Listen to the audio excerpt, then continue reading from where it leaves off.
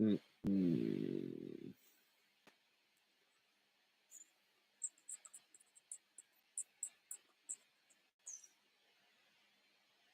Hello?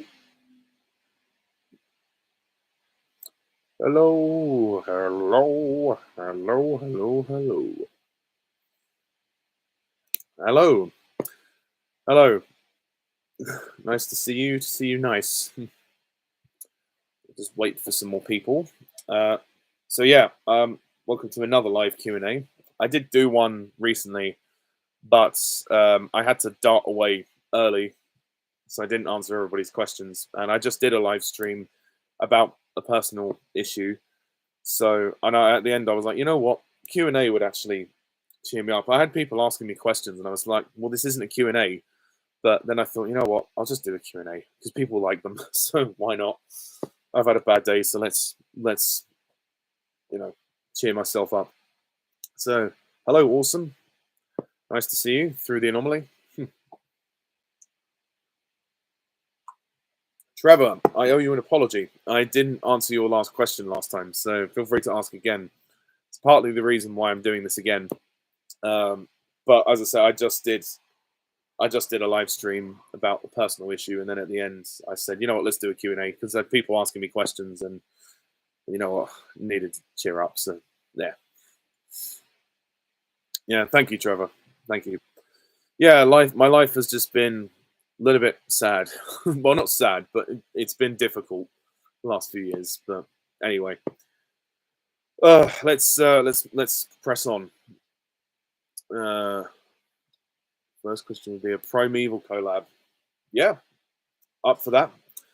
Um, Pixar, Primeval. Yep, up for both. That's fine. I really would, if I was in the position to reboot Primeval, I really would love to do that. Thank you, Trevor. Thank you, man. Saddest character death of Primeval. I mean, the obvious choice really is Nick Cutter, but I'm actually going to go with Steven because of the way it was written and the way it was edited. Whilst Cutter's is sad, it's the placement of it is very ill-timed for me. It's too early in the series, and we never really got any emotional closure with Cutter about his the aftermath of Steven's death. We just saw Cutter a bit depressed, and then we never got any resolution for the relationship with him and Helen. It definitely felt like they rewrote it very quickly because Douglas Henshaw wanted to leave. Um, it feels very abrupt. Even though the scene is sad when he gives Connor the artifact and he dies in Connor's arms, there's a nice father son thing there. But to me, it's very clear Cutter was meant to make it to the end of the series when Helen dies with the Velociraptor. But Steven's one was more well planned. It was more well thought out, and it works better for his character. His character arc, his resolve is stronger because he realizes. I think he realizes the extent of who Helen really is, and that she didn't really love him in a lot of ways. And he realizes he wants to make it up to Nick Cutter, and so sacrifices himself. So it's more powerful, I think. I mean, it actually really enhances his character and makes him more heroic. He's always been a bit of a macho man, but it really, he was nothing but sort of a pretty boy who was uh, always had a lot of attention from women. So I really like it. Strengthened his character more. Whereas Cutter's death, I still feel a bit cheated by the writing, but the acting is very good in Cutter's one, um, and it is very sad. But I can't help but thinking Stevens hit harder. What are your thoughts on the Doctor Who rumor of the show ending? Well, obviously nothing is confirmed yet. We'll wait to hear it from the BBC. If Ncuti is leaving, good luck to him for whatever he's doing. I never really got terribly on board with Ncuti Gatwa. I like him. I think he's good, but he's not my favorite Doctor. And I just think he's inherited something of a sinking ship. I'm all for Russell coming back. I'm all for the Disney partnership if that's going to help things. But really, I think they should have waited a bit longer because the scripts aren't that good. Some of them are good.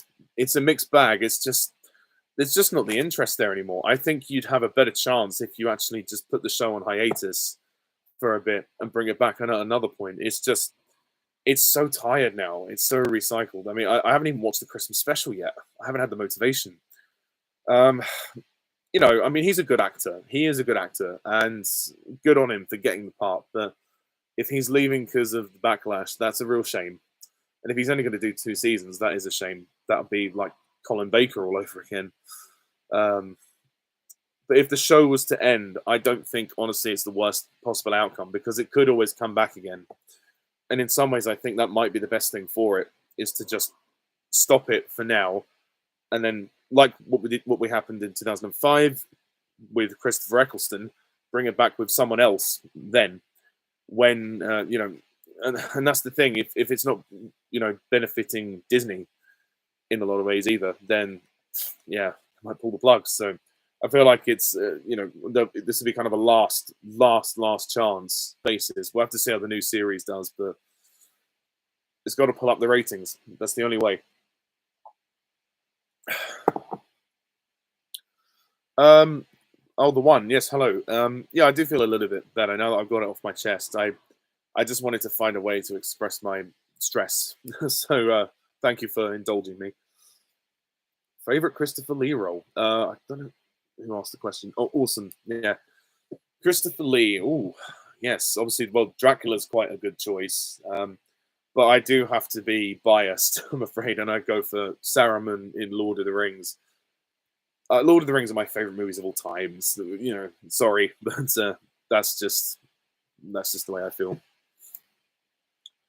Any reviews planned for this year? Yes. Well, my next review is Lilo and Stitch, the original one. Obviously, I'm going to review the remake when it comes out. I might go and see Companion if I get a chance. There's not much out at the moment that interests me. I kind of just go and see what interests me. When the bigger films start coming out, yes, I'll see them. Obviously, I'm going to see Wicked for good, Avatar, Fire and Ash, without question. The Pixar film Elio, I think, is coming out in summer, so I'll see that. Currently, being February, there's not that much out, but obviously, I've just reviewed Captain America, so we'll really see what else comes out. I can't remember all the releases, but I'm sure there'll be something.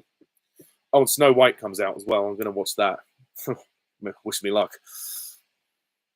I think they might have had Scar's death in mind when they killed off League.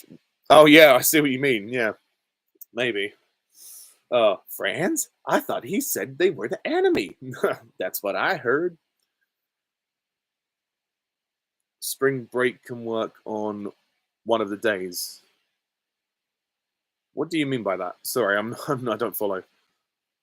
Can you get the first 6 Tomb Raider games very cheap in the remastered form with the new features? Oh, cool. Yeah. I know there's the PS1 era. I can't remember if that's just the first one or the first two. And I know there's a few on PS2, like Angel of Darkness, Legend, and then there was it? Oh, Tomb Raider. Yeah, Legend. And then there was more in like PS3.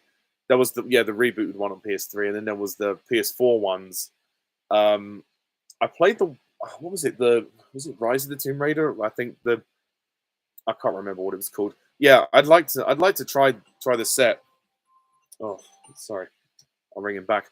I'd like to try the set at some point. I'll need to invest in it when I have money. I need to get a job first, so bear with me on that. But as I love Uncharted, I'm sure I'll love the Tomb Raider games. I like the movies. Well, I like the Alicia Vikander one. That's actually quite underrated. The Cradle of Life was decent, and the first one was just all right. I thought, although Angelina Jolie doesn't look like Lara Croft, she is the spitting image of Lara Croft. But I like what they did with Alicia Vikander's version. It was a little bit better written, I thought. I mean, it wasn't very popular, but I thought it was actually kind of decent. Favorite movie from each of the major animation studios? Oh gosh. Laika's going to be a one to think about. Laika, if I'm correct, they produced Kubo and the Two Strings. If so, that would be my choice for that one. Aardman, probably Wallace and Gromit, Curse the Were-Rabbit. Pixar, I'm going to choose the first Inside Out, the first one, not the second one. Though I do like the second one. First one is definitely better. DreamWorks, ooh, might go with The Prince of Egypt. That film is a friggin' masterpiece. Illumination, there's none that I think are actually very good. I'm gonna probably say the first Despicable Me. I mean, it's not great, but it's decent. It's the one I would probably rewatch if I had a gun to my head. Other than that, I can't think of what other studios there are. So that will be my answer. I hope that's okay. Favorite supporting dwarf character in the Hobbit films? Ooh, good question. I really like Balin, and obviously Balin is more significant because of his place in Fellowship of the Ring. We know that he dies in Moria, so it's easier for us to care about him in The Hobbit because he's the sort of consigliere, the advisor to Thorin, and he has a closer relationship to Thorin than most of the dwarves. So yeah, Balin is probably my vote. Although I think Bomber is hilarious. With Julian, oh fuck, what is it with these messages? They keep disappearing. It's just YouTube. Julian Bleach be your favorite Davros? Potentially, yes. I think potentially.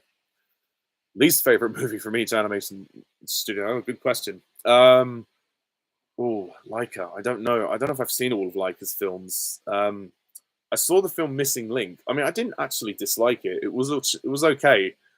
I'll probably just say that one for now because I don't know any other ones. My least favorite Pixar film is potentially the first Cars film or the second one. I debate now which one is I would take. It's probably the second one actually. I think about it now, and even though the first one is way too long, the story at least flows more consistently. Whereas number two is a bit of a mess. Even though I like the James Bond kind of spy plot, it is a mess when I think about it. Mater is kind of annoying. So for Pixar, yeah, probably one of those two. DreamWorks, oh god, it's a toss-up between. Well, it might be the Boss Baby actually. The Boss Baby or Trolls, the first one. Sorry to a certain someone who's going to shoot me, but just fucking deal with it. Illumination, worst film for them. Oh gosh, that's a question. I don't know if I've seen all their films. I probably at the moment I'll say Despicable Me 4, but there might be one that is worse. Oh, thank you, Trevor. I'll look into that. Thank you. Although my local CEX shop does have a couple of the Tomb Raider games in there, the original copies, and I do still have a PS2, so I could probably. Any particular Bond filming location you'd like to visit? Oh, yes. That's a good question. Well, Calvin Dyson recently uploaded a video of the Thailand location from Man with the Golden Gun. That's one I'd love to go to. The Golden Gate Bridge, because of View to a Kill, I'd love to go there. I'd like to go to the Macau Casino in Skyfall. That would be great. But also just the Montenegro Casino. I mean, that's more of a set, but still. I mean, I could go to any of the locations really. But yeah, the ones I've mentioned would be the main ones. And also, well, actually, Jamaica would be a good one to go to. They'd be very hot. Which Hogwarts houses would you sort SpongeBob characters into? Oh, it's a good question. I think, well, Plankton is in Slytherin, obviously, and I'm not just saying that because he's green. Krabs would probably be in Ravenclaw. Pearl, Ravenclaw. Sandy, Gryffindor. Patrick, Hufflepuff. SpongeBob, Gryffindor. Gary could be in any of them, really. We'll put him in Ravenclaw. Squidward, I'm going to say Hufflepuff. I think those are all the main characters. Mrs. Puff would probably be in Hufflepuff. Why not? Mrs. Puff, Hufflepuff. Other than that, I can't remember any of the other characters, so that will do for now.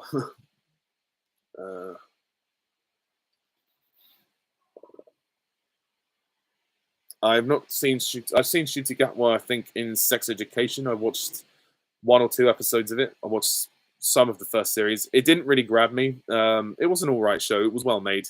He was good in it, but the show didn't really pique my interest. Um, have you had any tornadoes in the UK? Not that I'm aware of, but thanks for asking. What is your favorite animated film? Oh, it's a joint favorite. So my favorite animated film is Inside Out. Yeah, I think it's beautiful, as well as The Lion King. Those two together are my favorite. I can't choose between which one of those two is better. Who would you most want to see play a Bond villain outside of Idris Elba? Hugo Weaving or Ben Kingsley? Oh, it's a good question. Actually, Ben Kingsley would be a great Blofeld. He would actually be a very good Blofeld. So I'm going to say Ben Kingsley actually. Although Hugo Weaving could do very well. Maybe Hugo Weaving could be his henchman. Who knows? Is Pierce Brosnan singing SOS the cringiest moment in movie history? I wouldn't go that far, but it's not a moment I'd like to rewatch. Put it that way. But he's not a bad singer, but I think it's his accent that really distracts people. And maybe some of the notes he does strain a bit. He's not a natural singer. He's an actor who can sing rather than a singer. Like he can hold a tune, but I wouldn't describe him as a singer.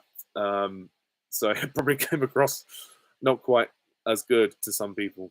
But I mean, there's a couple of strained notes, but other than that, it's not too bad. I've heard worse, but yeah, it is kind of in the context of the film, it is kind of laughable. But yeah, am I hyped for Hogwarts Legacy 2? Yes, I really like Hogwarts Legacy.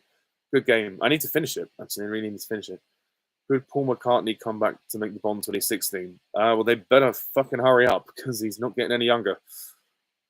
Do you think Bond 26 will be dark and gritty? Maybe. Now that Amazon are in charge, who knows? But I'd like it to be an amalgamation of dark and gritty, yet also have some humor. A bit like the tone of No Time to Die, which was sort of semi-light-hearted, but also serious and emotional when it needed to be. I don't think it'll be as emotional as No Time to Die, but I think it might be a blend. But knowing today's world, it probably will be gritty in some way. First 6 Tomb Raider games made by the British. Oh, cool, nice, thank you. Good to know. What's a food item you hate? Oh, I hate rice pudding. Cannot stand it. I've never liked it. I had it in primary school. They used to serve whenever they used to serve semolina and rice pudding. It looked disgusting. It looked like gruel, and it didn't taste very nice either. Never been a fan, to be honest. Ugh. Ooh, I'm popular tonight. Oh, who is that? Oh, it's Harry. Hello. Hello, Harry. Thoughts on the music duo LMFAO? They're okay. They're the ones that did Party Rock, weren't they? That's quite a good song. It's quite fun, you know. It's the one thing you love about Panto. Oh, thank you. Good question. Panto is just fun. It's to me, it's completely escapist. I played the Dame in the Panto that I did just now, which was really fun. Basically, the group that I did it with, it's not local to me at all. I had to travel quite a way to do it, but they were desperate for someone to be their Dame. They don't have a lot of men in their group, so I stepped in to help them when they needed it, and I interpreted it my own way, which was fun. And they were really welcoming. They were really nice, and they're trying to get me to stay. But obviously, I have to be conscious of travel and costs. So yeah, but it was a lovely experience. I would do it again in a flash. I'm hoping to do it again for them next year. Sorry, yeah, no, next year for 2026. Yeah, but I've had other parts in Panto where you can just be ridiculous. Yeah. So,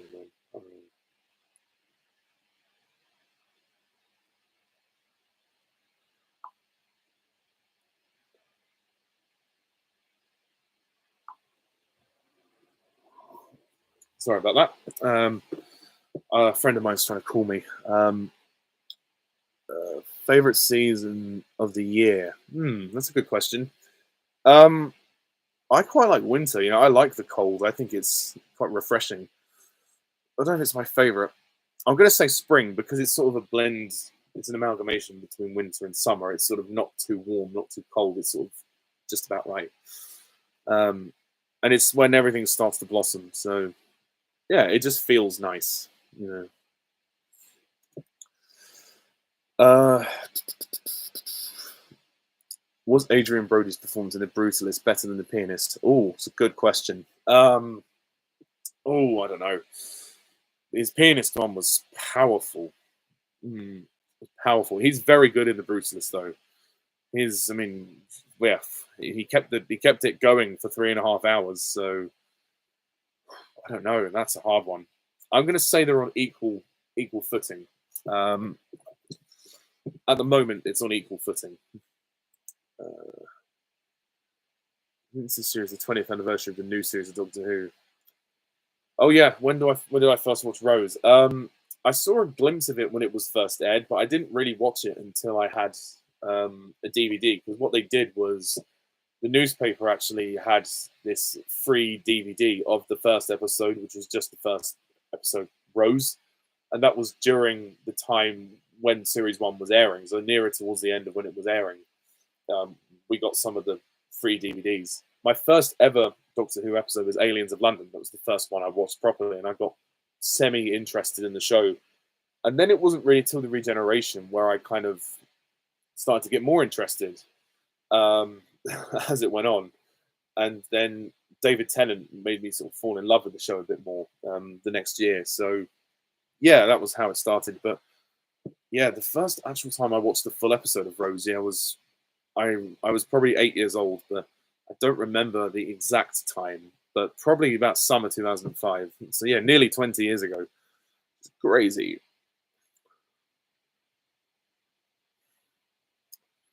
Yeah, no, no, yeah, people do that as well. I mean, what sort of makes me nervous when I tell people, "Oh, yeah, I studied film at uni, or I'm studying film."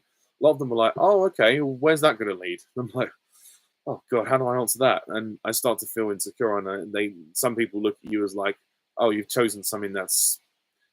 People think you're deluded because you're choosing something creative, and that's one of the things that creative people have to deal with is if they want to turn their creative talent or passion into a career, people go, "Oh, okay," in a sort of like almost sneering, condescending way. I know some people don't mean it like that, but I've had encounters where some people who I don't know or like acquaintances are like, "Oh, okay, cool." Like they just sort of they don't dismiss what you say. They acknowledge it and they go, but they don't really know much about it. So they're like, "Okay, well, yeah, where do you plan on going with that?"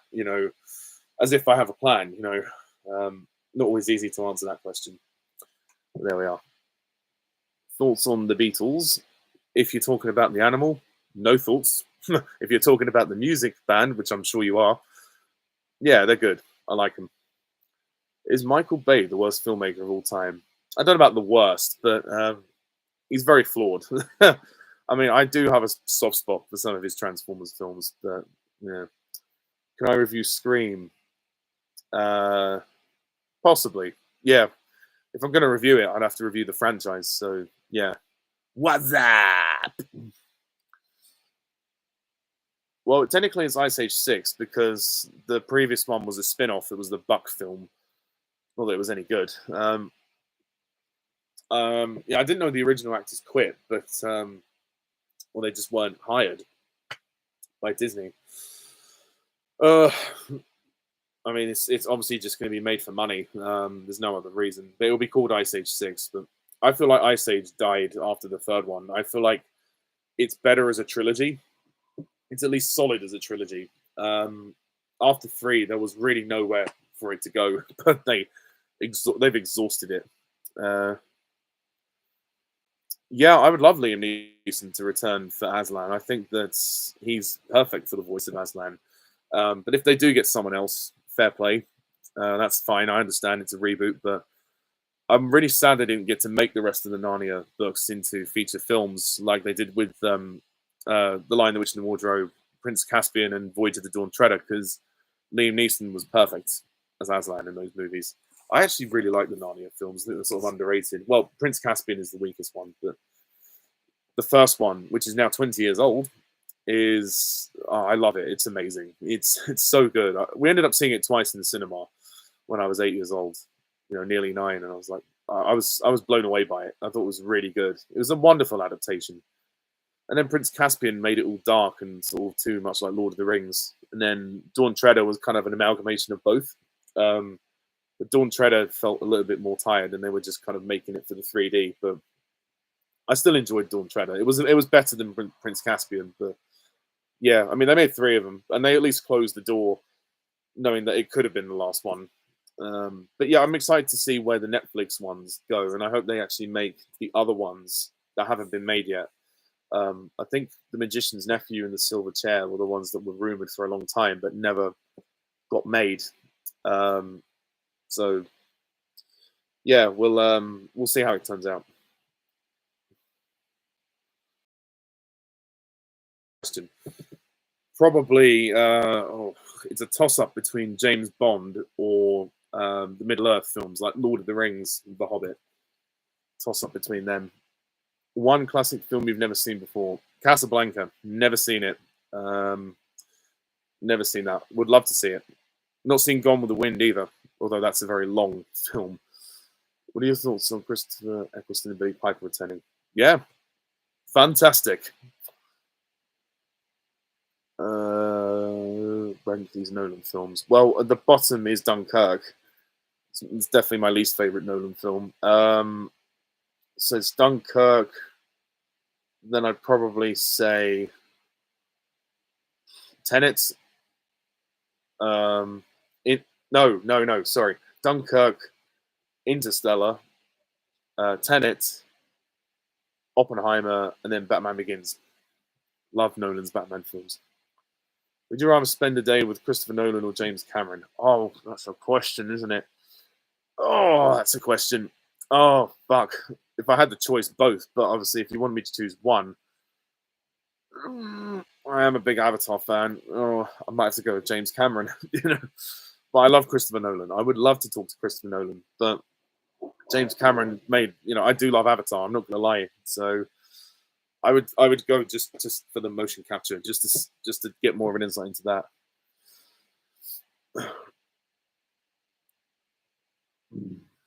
Favorite Batman suit from the movies? Most of them look kind of similar. I know my least favorite one, George Clooney's one. That's the worst one.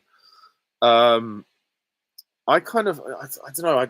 I guess Christian Bale's one from The Dark Knight is my favorite, but I don't think they look too different, other than like losing the yellow logo or making it less yellow, as it were.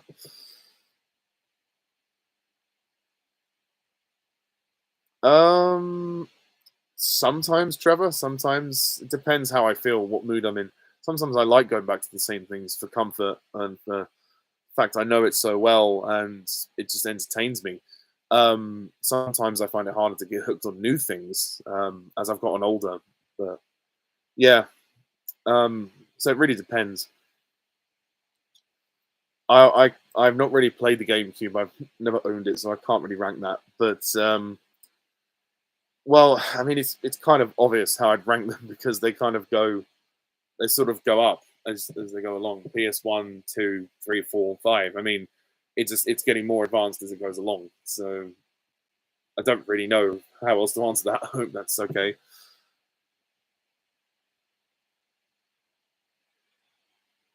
Yeah, I mean, if James Cameron did Spider-Man, I'd watch it, but I imagine it would be 3 hours long, so it would be probably a bit long-winded.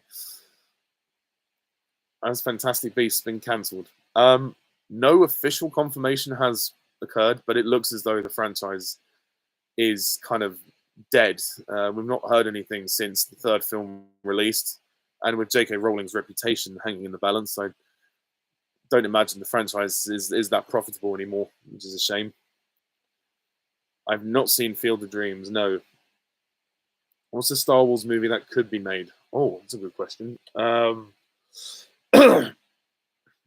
Maybe a prequel to the Phantom Menace, like how Obi-Wan was trained by Qui-Gon, and then obviously Dooku training Qui-Gon. Sort of like the old Jedi Order. Like maybe when the Jedi Order first was created by Yoda or whoever, we've seen the downfall of it in Revenge of the Sith, but we haven't seen how it began. So maybe I don't know. Is that Knights of the Old Republic? Some people suggested that. I'd like to see that, but They're much knowing Disney, they'll probably do it as a series on Disney Plus. Also on Daniel Craig's American accent in Tomb Raider. Actually, I think it's pretty decent. You know, Daniel Craig at that time wasn't as big of an actor. So what was funny was the fact that Angelina Jolie was doing a British accent for Lara Croft, and she's American. So they switched each other's accents, which is kind of funny. But no, I thought it was decent for his like one of his first roles. You know, it was fine. I think he made it work. I've heard worse American accents. I think Jason Statham's American accent is probably the worst that I've heard in a film. That's especially bad. Or Dick Van Dyke's Cockney accent in Mary Poppins is awful. Oh shit, where am I? Fuck's sake. Okay, there we are. Sorry, the freaking comments keep moving too fast. How am I doing? Yeah, I'm all right. I had a live stream just now where I had to vent a few things off. I'm just frustrated with some of my life circumstances, but I'll, you know, once I calm down and think about it, I'll be all right. Thank you. You're gonna watch Wallace and Gromit: Vengeance Most Felt? Yeah, I've actually seen it. I was meant to do a review, but I didn't get time. I actually didn't think it was all that good. It was all right. I liked it, but it was too long. I don't think it needed to be that long. But maybe if I watch it again, I'll appreciate it more. But Ben Whitehead is an amazing voice actor. His impression of Peter Sallis was like, it was uncanny. It was so good. So for nothing else, that was really impressive.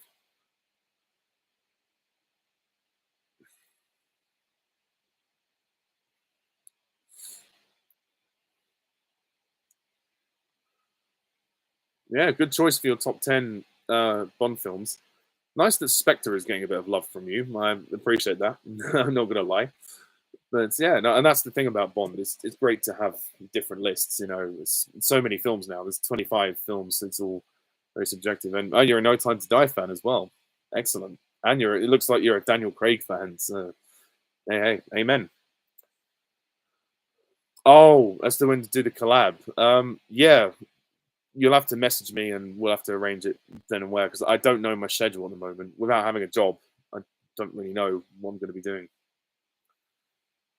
Do you feel old knowing Toy Story is 30 this year? In some ways, yes. But then I wasn't born when the first Toy Story released. I was born in 1997. So just before the second one released. But yeah, that's been going such a long time. I really felt like Toy Story 3 was a perfect ending. 4 was actually quite good. I thought it was really good. And I let them get away with it because it actually served as quite a nice epilogue to 3. But 5 is... Oh, I'm not looking forward to that. But I will give it a chance. Oh. Have you seen Hop? No, but I've watched Nostalgia Critics review of it, and it looks awful. I don't like Russell Brand very much either. He's not a bad actor, but as a person, I'm not a fan of him. So yeah, I've been putting off watching that film. Are me and Alan Kalo friends? Not anymore, sadly. We were friends for a while, but we kind of drifted apart a couple of years ago, which was a shame. I still have a lot of respect for the guy. I still like him. If he's out there, if he's actually watching this, I hope he's doing well. But I think my life just became busier. He was busy. Things just happened. You know, people drift apart. You know, people's priorities and interests change. But yeah, I hope he's doing well. I don't really listen to many audios. No, I don't really have the time, and it hasn't interested me. Maybe at some point I will. It might be better than watching the show at the moment. Have I played Red Dead Redemption 1? Very briefly, many years ago. Couldn't tell you much about it. I just remember, I think I borrowed someone's copy of it and I played it for about half an hour and then I didn't go back to it. Not because I didn't like it, I just had other things to do. Oh, sorry. Just gonna get comfy. Favorite scene from Sonic 3? Oh, it's a good question. Oh, I'm trying to remember all the scenes now. The final fight with Sonic and Shadow on the moon was good. I'll say that. What's your opinion on Thunderbirds? If you're talking about the show, I like the show. I think it's well done, and I'm not a massive fan of it, but my dad liked it, and he introduced me to it, and I thought it was pretty well made with the puppets. If you're talking about the 2004 movie, I fucking hate it. And there's a rant on my channel if you want to hear my extended thoughts. I only really watch sport when like there's like football, the Euro, or the World Cup. I don't really watch it consistently. Which Hogwarts houses would you put each Doctor in? Oh God, okay. I'm not going to do all like the Fugitive Doctor, the Meta Crisis Doctor. I'm not going to do all that. I'm just going to do the main actors. I mean, this could be any answer really. Well, the first Doctor, he does have a bit of a bit of a nasty streak to him, but he's not so bad. I'll say Ravenclaw, Patrick Troughton, Gryffindor, Pertwee, Hufflepuff, Tom Baker, Gryffindor, Davison, Ravenclaw, Colin Baker, I actually would put in Slytherin. Sorry, Colin. Sylvester McCoy, probably Ravenclaw. McGann, Gryffindor. Eccleston, Ravenclaw. Tennant, Hufflepuff. Matt Smith, Hufflepuff. Peter, Ravenclaw. Jodie Whittaker, Ravenclaw. Ncuti Gatwa, Hufflepuff. I just completely spitballed it there, so yeah. Movie you felt most dirty watching? Oh God, now that is a question. Well, there was one time I don't know why I chose to watch this film on Netflix. There was one I was so bored and I couldn't sleep. I put on this film thinking it was a love story between two women, and it was not. It was the title of it sounds awful. It was called Below Her Mouth, and basically the film was a porno. Didn't realize it was that until I started watching it. Promise. I thought, oh, okay, it's a love story about two lesbians. That's kind of nice. And there was virtually no plot. It was basically just this businesswoman who met this sort of androgynous looking female who was like a builder or something, and then they started having an affair, and the businesswoman was married, but I guess came out as gay. I don't really know beyond that, because most of the film was just sex. It was just like, and when you're watching that for minutes on end, you know, for like, it was only a 90-minute film, it wasn't very long, but it was like, this is bad. Like, why did I choose this? Like, this is so, I mean, the actors were really good. I did think about reviewing it, and I thought, actually, no, I'm not going to have much to say about this. So it made me feel, yeah, it made me feel a bit dirty, because it was, some of the sex scenes were very raunchy, put it that way. So I thought, well, I'm never watching that again. That was a bit of a weird one, but I always wonder how actors feel when they have to do that. I know it's probably part of their profession, and some of them have to get used to it, but it must be uncomfortable, especially when you're premiering a film that you're in that you know has a sex scene.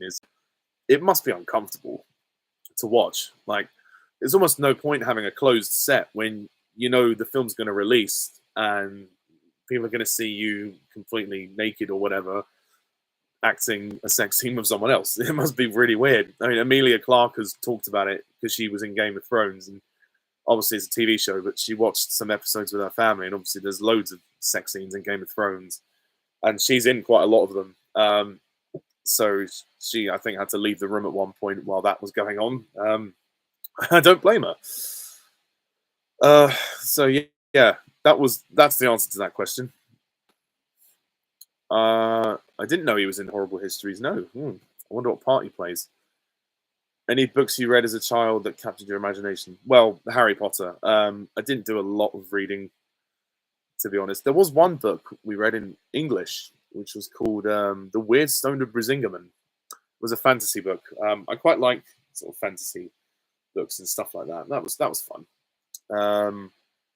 Is there any other Doctor Who actors you've met in person? I haven't met any of them in person. I met Nicholas Briggs in person very briefly. I went to this Doctor Who Excel convention about 10 years ago now, and I was in the queue to get a photo with the visual effects guy, with my friend, and Nicholas Briggs was there talking about um, his scenes or something or other, and he was making a joke, and then I said to him, "Well, you'll be exterminated," and he was like, "Oh yes, very much." And he had his like microphone with him, going, "Hello, I am Nicholas Briggs," or something like that. Anyway, but those weren't the exact words, but I'll never forget that. That was nice. If I had the time, I would have asked him. I would have asked him for how he got into all of this and advice on being a voice actor because he's clearly very good at it. So, yeah, I'm all right, Sam. I'm a bit better now, but earlier I was really fed up. But I'm all right now. Top 5 DreamWorks animation films: Prince of Egypt, Shrek 2, Shrek, as in Shrek 1 as well. Um, oh God, Kung Fu Panda 2. There must be another one. Hmm. Hmm. Probably Kung Fu Panda 1. See, I've not seen all the DreamWorks films, but of the ones I've seen, those are the ones. Uh,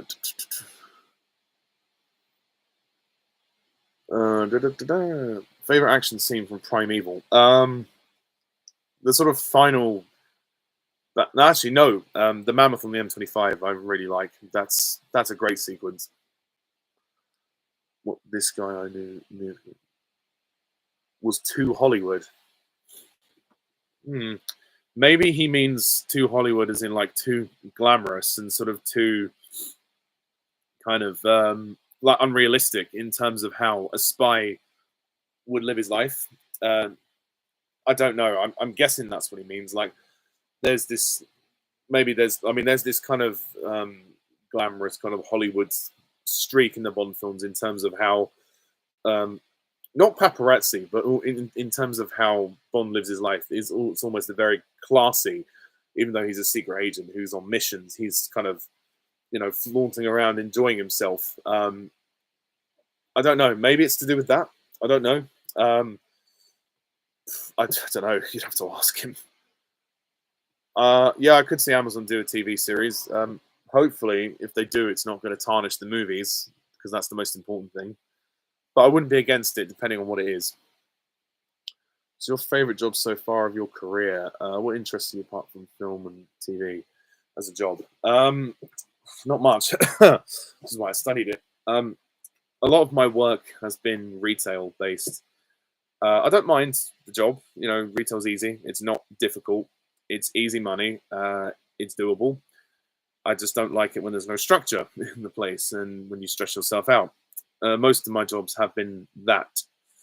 Um, I'm starting a little side job soon, as I said in my other live stream. I'm starting a little side job where I'm going to be teaching kids video production. So that will probably be a highlight.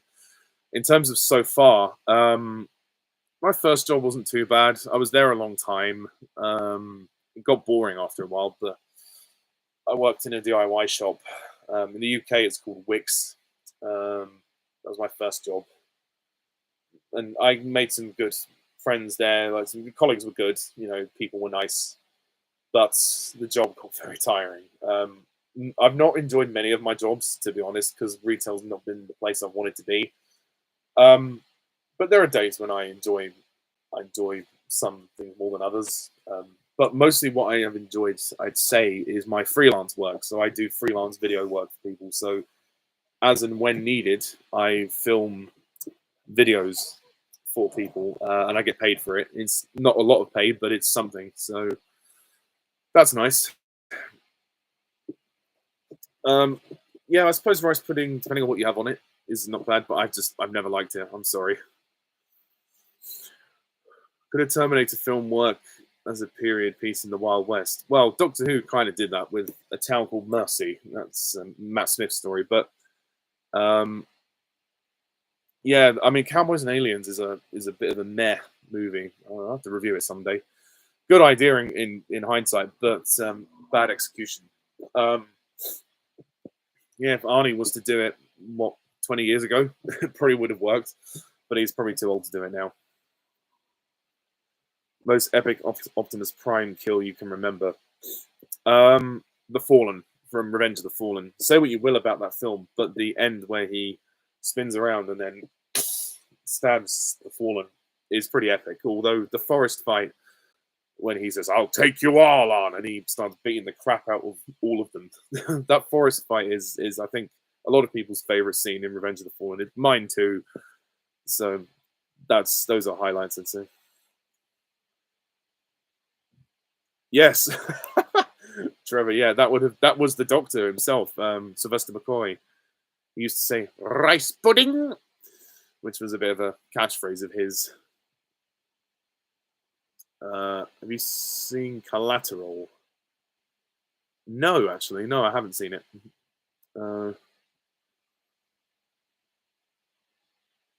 Well, I think it's a franchise you think would benefit from even if the main story arc was finished.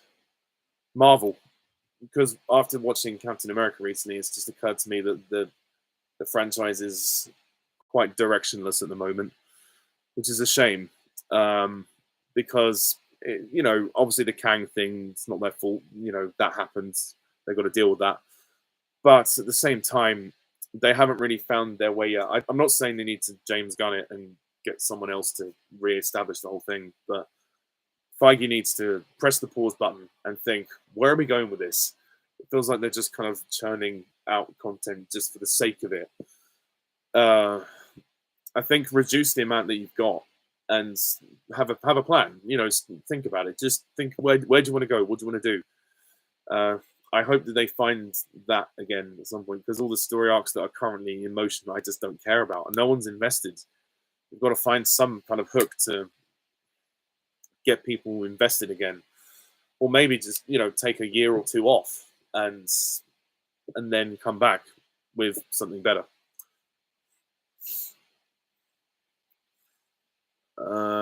Did you see EastEnders 40th anniversary? Oh no, I didn't. I didn't realize you were from the UK, Trevor. Oh, nice to see you. I stopped watching EastEnders a long time ago. Got really bored of it. It was just dull. And most of the original cast are gone now, and there was a lot of young cast who, in my opinion, weren't as good. I was more into Coronation Street. I've kind of even stopped watching that now because it's just so hard to keep up. Soap operas I'm kind of done with. I haven't got the time anymore. But I did really get into them at one point. I did used to watch them religiously, but now I'm just sort of, I'll dip in and out here and there. That's kind of what they're for. You don't have to watch them all the time, because at some point you can just sort of catch up. But yeah, no, BBC iPlayer actually had a load of old EastEnders episodes, so sometimes I go back to the old ones, like the ones up to like 2010, 11, 12. Sort of as you get past 2013, it starts to get a bit crap. So I just sort of, I go no further than that. Sort of between like 2005, I think, to 2014. That's sort of where that sort of decade is where I was watching it. But yeah. What would you say made Roger Moore Bond-era work, not Brosnan? Sorry.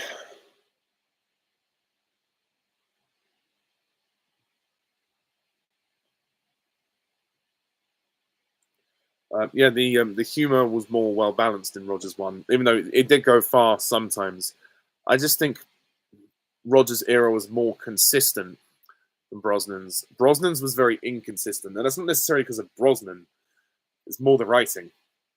Brosnan's era was like, we'll go back to basics, what people liked before, because at the time, obviously now Timothy Dalton's era is much more appreciated, but back then it was too dark for some people. So yeah, it was a direction that didn't hit right at the time. And then Brosnan's era, after the first one was successful, they kind of just went into campy land and they just sort of stayed there, and it just got too ridiculous. Whereas Roger's one, okay, yeah, there were ridiculous things in Roger's era, but they pulled it back, and then they would pull back and they would go back to it. So I suppose you could argue there are similarities, but I still feel Roger's performance as well was more consistent. I thought it's hard because they're both quite similar. Roger's dialogue was, again, some of it was corny, but some of Brosnan's was actually worse. I just feel like Brosnan's era, for me, just because it was set in a more modern time, like sort of a post Cold War time. They felt outdated. The films felt very outdated, whereas Rogers ones felt within the time period that they were made for. They felt right. They felt appropriate for the era they were made in. Not saying they were perfect, not by a long shot, but they were more fitting than Brosnan's ones. That's what I was trying to say. You look at Die Another Day, and you're like, this is a film that is celebrating 40 years of Bond. This is a film that should have released, if it was going to be like this in tone, it should have released at least 10 or 20 years earlier. But no, it just got silly. But there we are. Cries and Whispers. No, I've not actually heard of that. Can you do a Dirty Dan Watts impression? Oh, God. I can't remember. Oh, I'll give it a go, but I've not seen it. I've only seen clips of Den. Oh, what does he say? Like, "Hello, Ange," or something like that. I don't know. I'd have to watch a clip again. Favorite Iron Man suits up? You can remember suit up. Oh, okay. Sorry, I thought you meant suit, as in the suit. No. Favorite moment where he suits up is in the first film, where we see the Mark II silver suit, and you hear that dun dun dun dun. Like the music kicking in, which is awesome. Just before he flies the first time, I really like that. That is sick. I rewatched the first Iron Man a few months ago before Christmas. I've really enjoyed it. It was really good. One of my favorite MCU films, I think. And Robert Downey Jr. was made for that part. I think I did watch a few of the classic ones, but they put one or like 4 or 5 of the extra special classic ones on iPlayer, and I did check some of those out. Like the one when Peggy and Pat and Frank had the whole affair thing, and that was the love triangle, which was revealed. I think I did see at least the clips of when Den returns, and I thought, what the fuck, this is ridiculous. But then I haven't seen the entire story, so and obviously in soaps, they like to drag it out for the long haul. So yeah, one storyline I did rewatch on iPlayer was the baby swap, and I still think that story has problems to this day. I mean, it's well acted, don't get me wrong, but the writing, it just really dragged it out so long. I mean, they did something like that in a much better in a new drama for ITV. Oh, I forgot what it was called. Shit. It was the one about these 2 couples who had their babies swapped.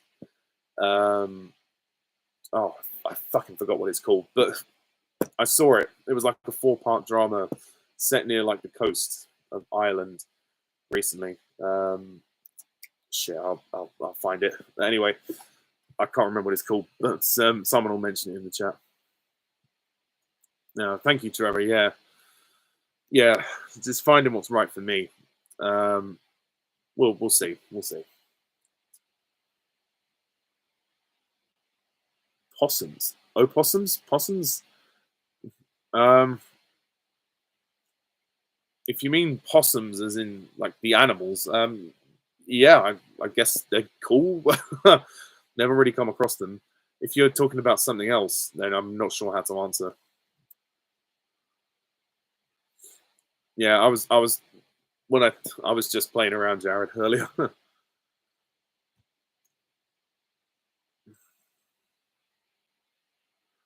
Oh no, I do need glasses. Yeah, no, you can ask me that. So I haven't worn glasses my entire life, but the last about 10 years now, I have had to wear glasses. My vision got quite bad. All my family wear glasses. Like if I take them off, everything is so out of focus. This is a pretty strong prescription. My eyes are going down and down every time. So when I go on stage and I do performing, I have to wear contact lenses, which is a pain in the padded arse. I really don't enjoy putting them in the eye. Once they're in, it's all right. You can sort of cope with it, but it's odd. It's very odd, but I have to do it. If I want to do my hobbies, then that's what I got to do. But yeah, I've got used to wearing glasses. The first time you wear them, it feels heavy. Like your face feels like it's going to fall down because you've got these things on. But you get used to it. I wouldn't want to wear contacts every day because they're such a faff to get in. Taking them out was no problem. Getting them in is a pain in the ass. So that's why I just don't like them. But for stage work, I have to wear them. Oh, fuck. Connection, no. No, no, no, no, no, no, no. Oh, I hope my connection's still there. When he does the four, like, the tapping, that's cool. But also, when he starts dancing to I Can't Decide Whether You Should Live or Die. No, you gotta love that. What are your thoughts on the live-action remake of How to Train Your Dragon? Yeah, I'm not really interested in it. I just think that why would a director remake his own film? It's it says a lot, really. But I mean, I'll give it a chance. I'll watch it, but I'm not going to be as hyped as you are. I really like the first two movies, How to Train Your Dragon. I think the second is my favorite, but the first two are really good. Third one is good, it's the weakest, but I still like it. I need to do like proper, and I need to do proper reviews of them before the remake comes out. I did review them a while ago, but my thoughts have changed on the third, and some aspects of one and two have changed for me as well.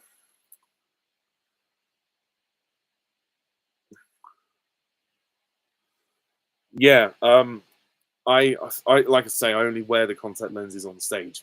I don't wear them regularly because I can't stand putting them in. They are too much fat for me, to be perfectly honest.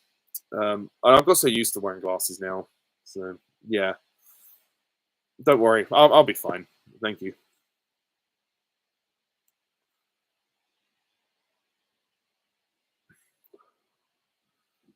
Yeah, I think two films is enough. I don't really have an outline. I probably would go back, yeah, and set them as prequels. To be honest, everything after the James Cameron movies was not good in my opinion. Some of them were like okay, but most of them were pretty rubbish. So, oh fuck, I can't believe. Oh, for fuck's sake. Why does this keep jumping down? Where am I going? Hogwarts Legacy. There we are. Yeah, check Check all of your tasks. So sometimes you have to learn some additional spells. It can be hard to find where you got to go sometimes, but trust me, it's. I mean, look up a walkthrough, and I'm sure you'll find the way. It happened to me once, and I was like, "Why can't I start the lesson?" And they saying, "Oh, you have to go and find a spell book and learn the spell, and then come back." And it gets a bit complicated, but I'm sure you'll find your way. It's a good game, though. It's a good game. Definitely stick with it. Uh,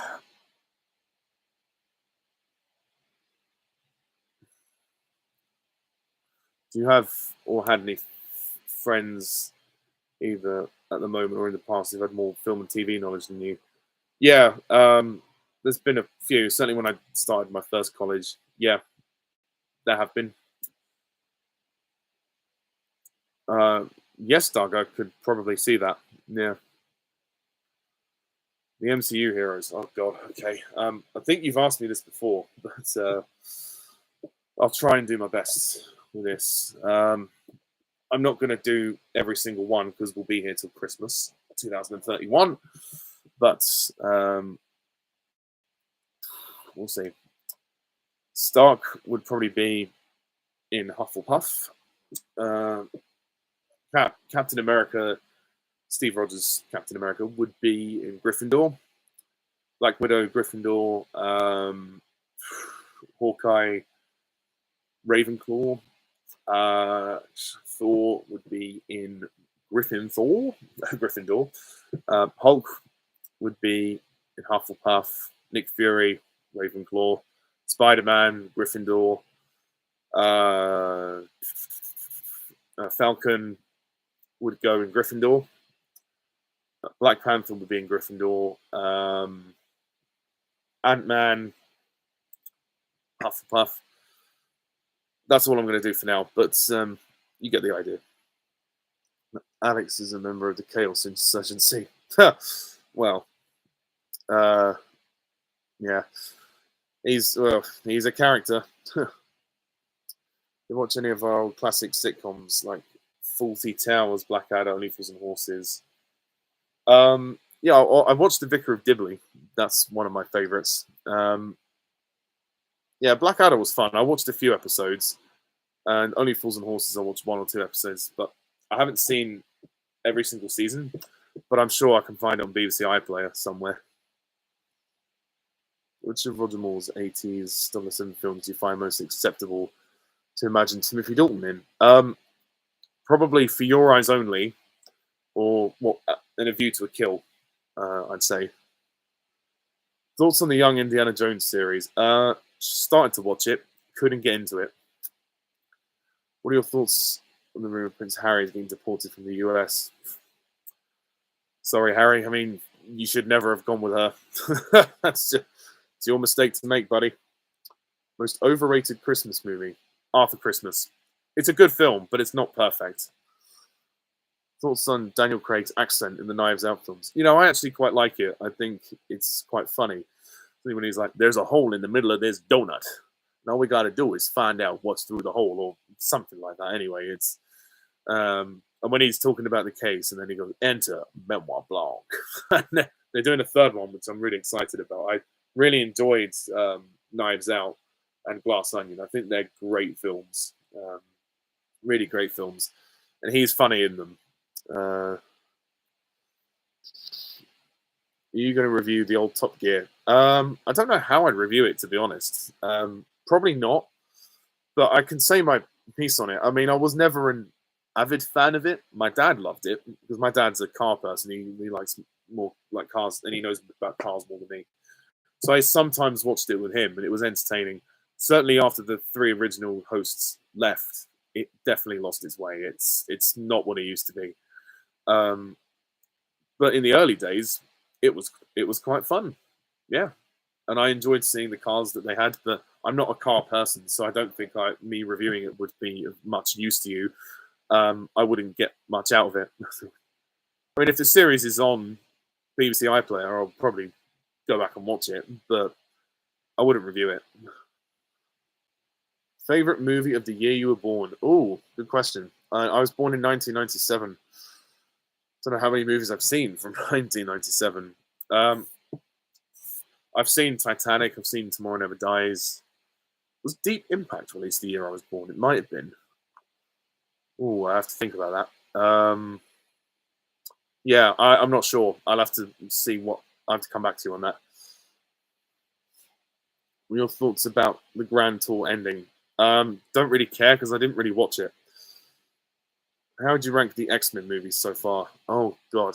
I think my least favorite is potentially Dark Phoenix. I've had a change of opinion on that in recent years. I think Dark Phoenix, then X-Men Origins Wolverine. Probably X-Men Apocalypse. Oh, fuck. God. Oh, this is hard. I need to write this down. So X-Men Apocalypse. Probably X-Men 3 after that. And then if we're going to include the Deadpool films as well, I'll include them. So after X-Men 3, I'd probably then choose Deadpool 1, then Deadpool 2. Still really like Deadpool, but I still think there's other better X-Men films. Then the first X-Men film. Then I would probably choose Deadpool and Wolverine. It's good, but it's overrated. Then I'd choose X-Men First Class, X2, Days of Future Past, and Logan. Yeah, I think that's all of them. I might have missed one out. Oh no, Apocalypse. Fuck. Apocalypse would go below X-Men 3. That would be what I would say. I need to sort that out. It's been a while since I've seen the X-Men films. There's on Russell Brand in Despicable Me. he's not the best actor in the world. He's fine in Despicable Me because he's not in it that much, but I don't care for him, to be honest. I didn't mind him in Centurions. He was in the first Centurions film. That was an okay film, actually.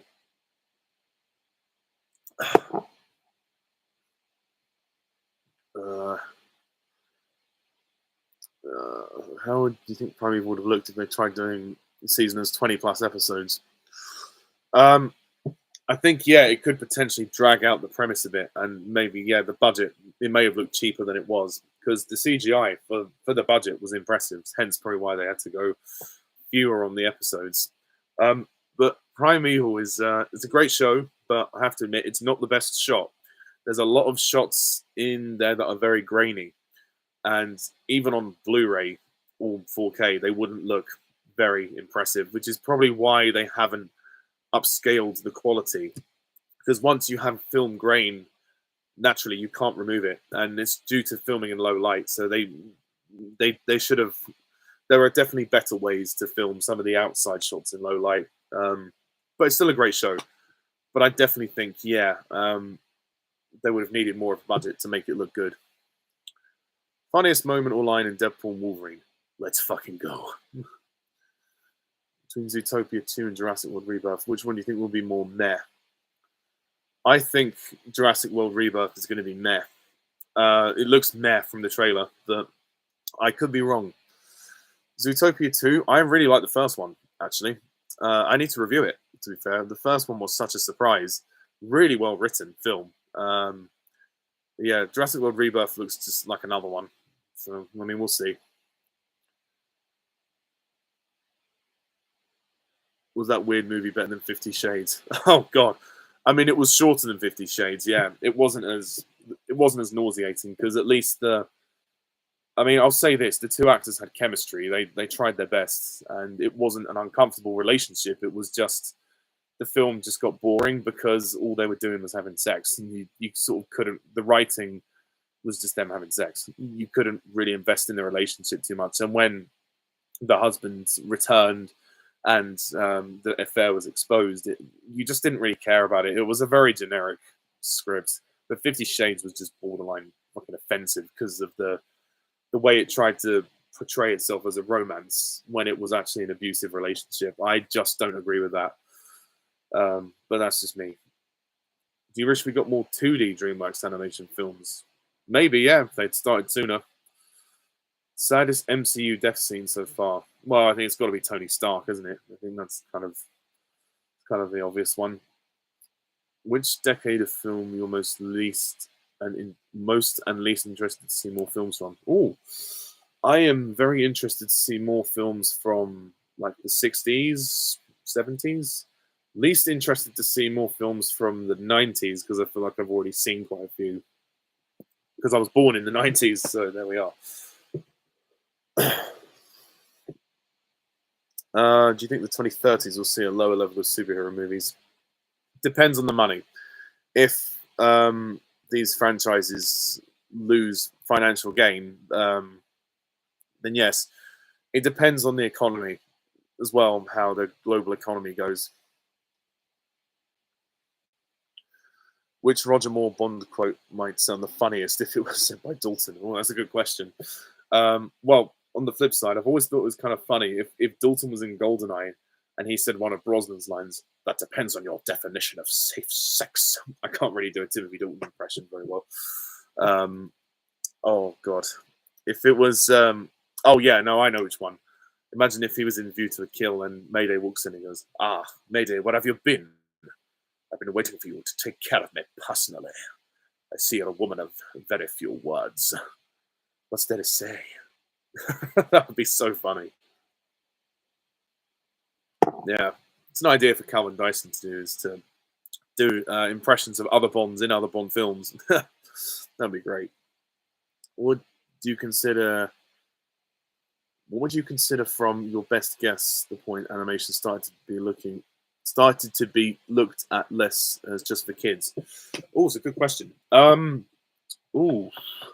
I don't know. That's a very good question. I think something like Nightmare Before Christmas, like the 90s, because that film, whilst it appears as a kids movie, it's quite frightening in places. So like Henry Selick and Tim Burton were introducing all this gothic style to animation, and I mean, the story obviously is quite simple, but and it was probably aimed for families, but there was a touch of maturity in there, and it was dark, and I think it sort of pushed the boundary of what was acceptable. I think, and I think it challenged younger audiences to have that sort of not anxiety, but had to have that kind of trepidation of could we show kids a film like this? I mean, it wasn't graphic as such, but it definitely was dark. So that was for me the one that was sort of edgy. So I'd say that one. I can't remember the exact year it came out. I think it was 1995 or something like that. That might have even been in '97. I can't remember. Favorite piece of music from the Transformers movies? Arrival to Earth, easily. It's brilliant. The one thing that these movies had over any others was the soundtrack. Uh,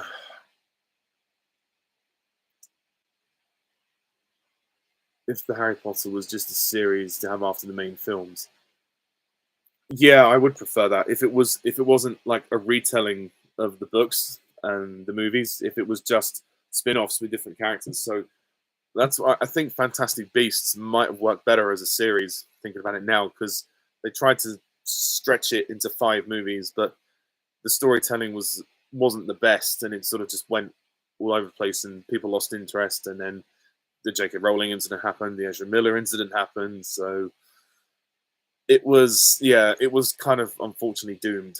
But yeah, I would love to see the series like them do Quidditch through the ages as a series. That'd be great. Cary Grant movies have I seen? To my knowledge, no. Um, but I don't know. I don't think I have. Is there any music that gets you so energetic that you move around and dance to it? Well, sometimes if I watch a musical, I dance along to it. um, like when I watched Mamma Mia, I'm not going to lie, I had a boogie and a bit of a karaoke. Like if I watch it with friends, I tend to sing along and karaoke to that.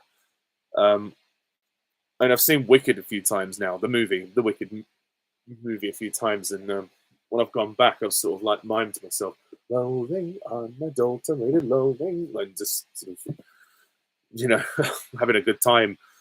Yeah, it's a good question. Opinion on Sacha Baron Cohen? As a person, not really sure. As an actor, he's pretty decent, I'd say. He's surprisingly good in Les Mis, actually, as Thénardier. Do you think the style of cheesy Bond is over? Not necessarily. Um, I think there's room for some cheesiness, like the sort of level of lightheartedness we got in No Time to Die. I think is what we're going to get again. Oh, I already ranked the X-Men films earlier, so when this is done, you can go back and watch what I already said. I'm not going to repeat it. Sorry, it's just too many films. With Dalton's Bond voice, Saved by the Bell. I hope that was good. I'm not very good at doing Timothy Dalton. Yeah, Dalton Robert Downey Jr. as Doctor Doom. Oh, fuck's sake! I keep losing the place. Robert Downey Jr. as Doctor Doom. I mean, ask me again in July once we've seen the movie. But I mean, he's probably going to just play it like Tony Stark. I don't know. We'll give it a chance. Yeah. Most confusing timeline from a franchise you can think of. X-Men. Yeah, no, trust me, it's fucking convoluted. Favorite movie set in a school, not counting Harry Potter. Wicked. Part 1. Which dead actor or actress do you miss the most? Oh, that's a good question. Robin Williams is one I really do miss. He brought so much joy to everyone's lives. I watched quite a few of his films growing up. He's a big loss, and also Dame Maggie Smith mainly for Harry Potter, but for other films as well. She was amazing. They're the two recent years that I could say I've missed a lot.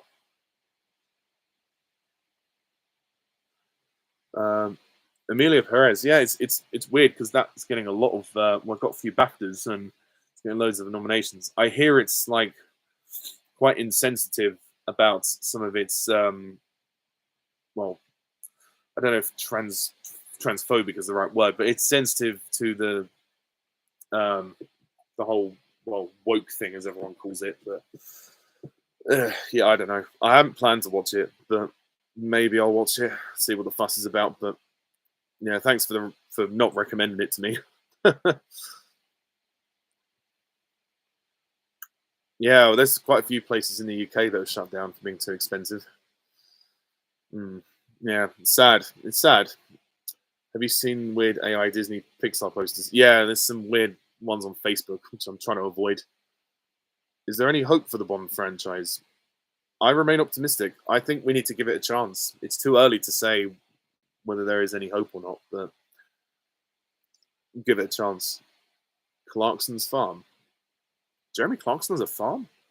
Or are you talking about something else? If that's the case, no. No, I haven't. Do you prefer shows that have episodes that are near movie length or just 10, 20 minutes? Yeah, that's a good question. So sometimes it varies. I mean, sometimes I think 1 hour is enough for one episode for a show. If it's any longer than that, you have to ask yourself, is this like a short film? Is this like a feature film now? Like the Sherlock show, there were 3 episodes and they were all like an hour, like 90 minutes long. They might as well just be films, you know. You might as well call them films. Why are they a show? But the Rings of Power as well was something that was too long for me. That was like an hour and 10 minutes per episode. Sometimes, if it's like a season finale and you're hooked on the show, okay, make it longer for the last one, sure. But I think 45 minutes to an hour is the right amount for a TV episode. Or if you, it depends. I mean, if something like animation, yeah, keep it short to keep the kids interested. Like no longer than half an hour per episode for an animation. Like SpongeBob have it as like 20 minutes, and The Simpsons have it as 20 minutes. Keep that for animation. I think it depends on the show. For me, and it depends what I'm watching. But I don't think episodes should be any longer than 1 hour. Otherwise, it loses me. Unless it's a finale, as I've said.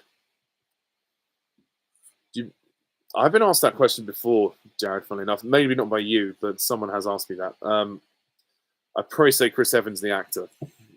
My Oh yeah, The Lost World. Yeah, I'm not a big fan of that one. Maybe I'll give it another chance before Rebirth. We'll see.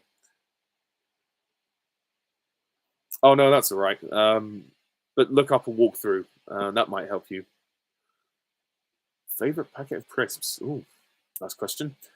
Um, ooh, well, I really like McCoy's. I got hooked on McCoy's quite a while ago. We're talking Walkers. If we're talking about flavors, though, Walkers have just brought back the barbecue ones. They are nice.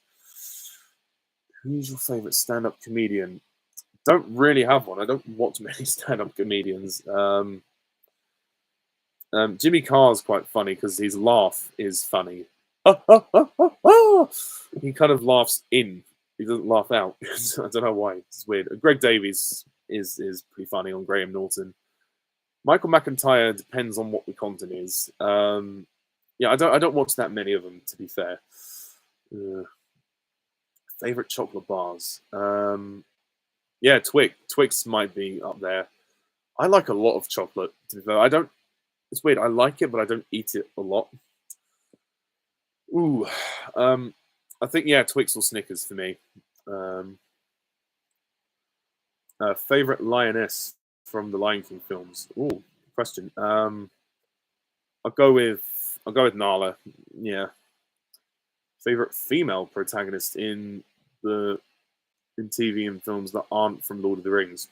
Good question. Oh gosh, let me think. So yeah, I'm not going to say Rey from Star Wars. I know I'll get hate for that. Films and TV. Ooh. I'm going to say, and this is a show as well as a game, that's Ellie from The Last of Us. Obviously, in the show, played by Bella Ramsey. In the games, played by Ashley Johnson. I know season 2 is coming out soon. I have seen season 1. I just haven't reviewed it yet, but I really enjoyed season 1. It was a really good retelling of the story. The changes it made were good and worked. I do prefer the games though. The games just pack the punch a little bit more, but the show is very beautifully done. And I'm looking forward to season 2 to see how they handle The Last of Us Part 2. So, yeah. But no, Ellie would be my choice. Do you find history interesting? To a point, yes, but I really struggle to retain information. I did very bad on my history GCSE. I got an E. I was very bad at it, to be honest. So, yeah. I just wish I could remember things better.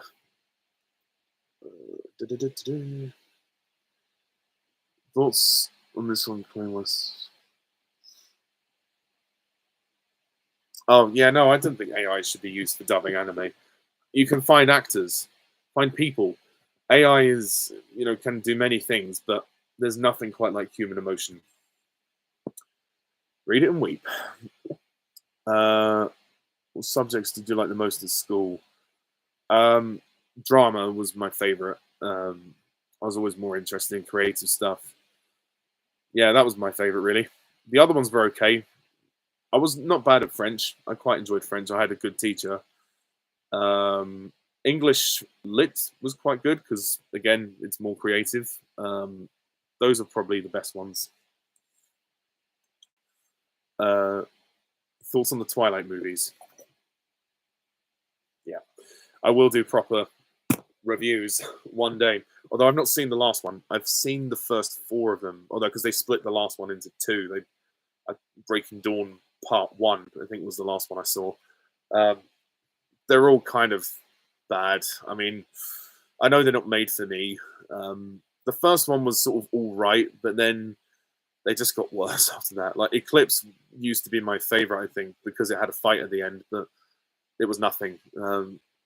Yeah, I think the first one was sort of, again, at the time it was all right, but I might feel differently now. I will talk about the Twilight films soon on the channel, believe me. Spirit, Stellan and Cimarron. Yes, love it. It's a beautiful film. Really love it. And actually, better that the horse didn't talk. Quantum Solace. Yeah, no, that's fair. The one that's fair. I think Quantum Solace is pretty good, but I can understand why people don't like it. And the other choices, yeah, I can see that. Yeah, I kind of agree with those. Which movie genre do you feel deserves more of a comeback? Oh, I don't know. That's a good one. I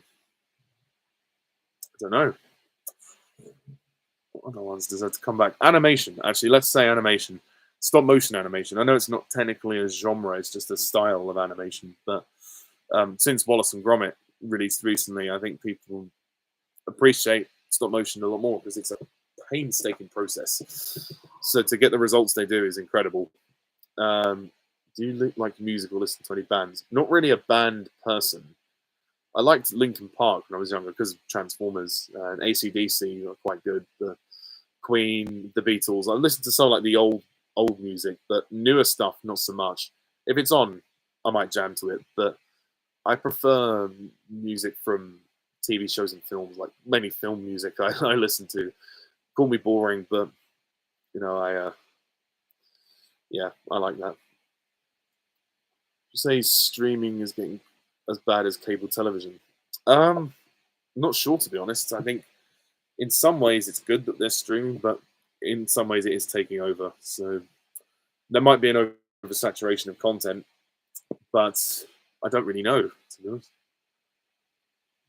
I'll do my best, Trevor. I'll do my best. I might wait till March to do the next one. Who would you most want to see direct a future Transformers film? To be honest, whoever directed the recent one, Transformers 1, I'm happy for them to stay and do it because that sort of tone is what we need for Transformers. That's what saved the franchise, to be honest.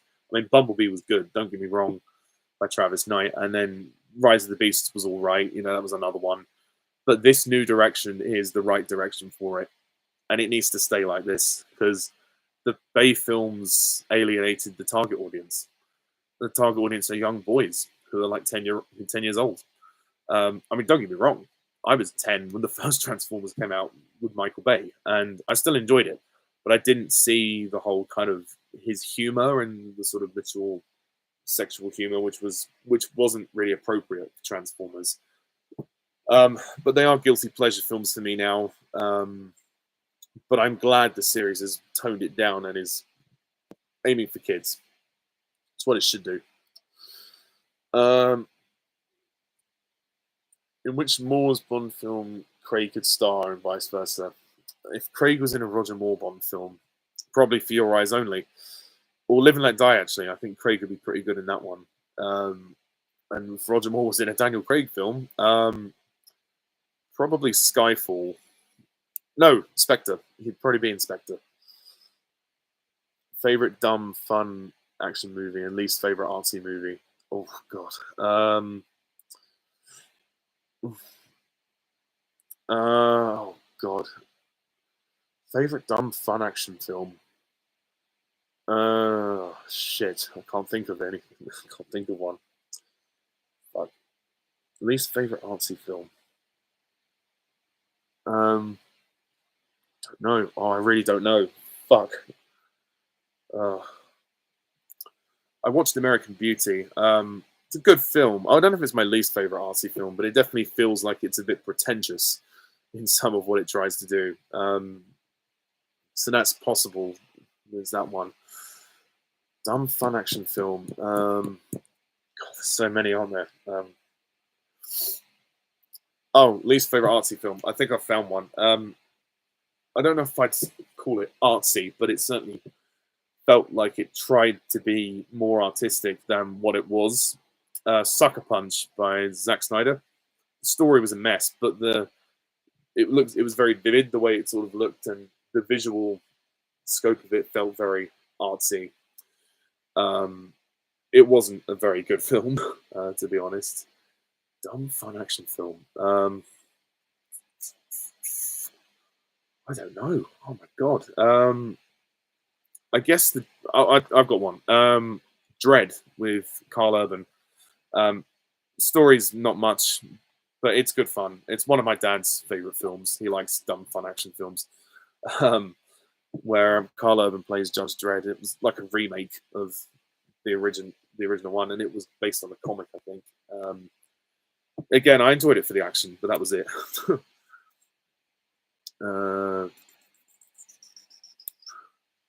Did you remember or still occasionally watch a program as a kid?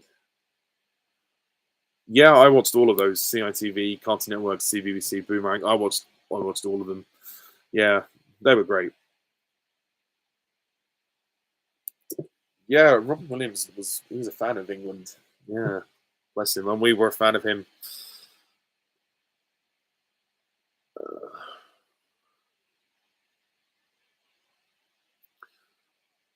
Thoughts on Transformers movies since 2006? He's saying Bumblebee, Rise of the Beast, and even Transformers 1 are in the same universe as 1 to 5. I don't know about that. I'm happy to see Transformers 1 as a reboot. I mean, calling it Transformers 1 seems like you are starting again.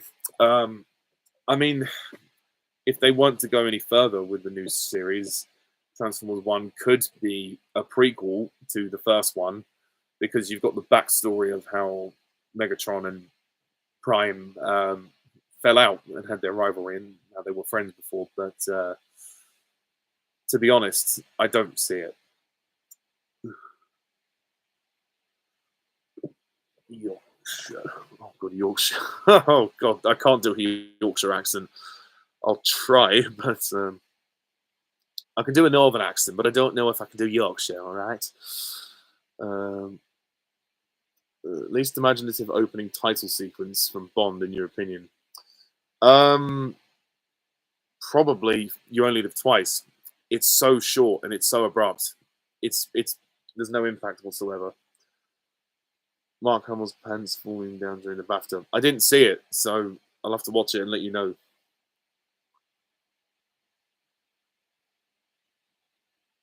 I'm sorry, Dinah, but I'm not quite sure what you mean. If you feel no one would enjoy James Bond anymore, and the more wasn't it after? I'm not sure what you mean. I'm sorry. Yorkshire. I know I've seen that advert with Sean Bean where he says, "Do it for Yorkshire," when he's talking about Tetley tea. But yeah, my Yorkshire accent is not very good.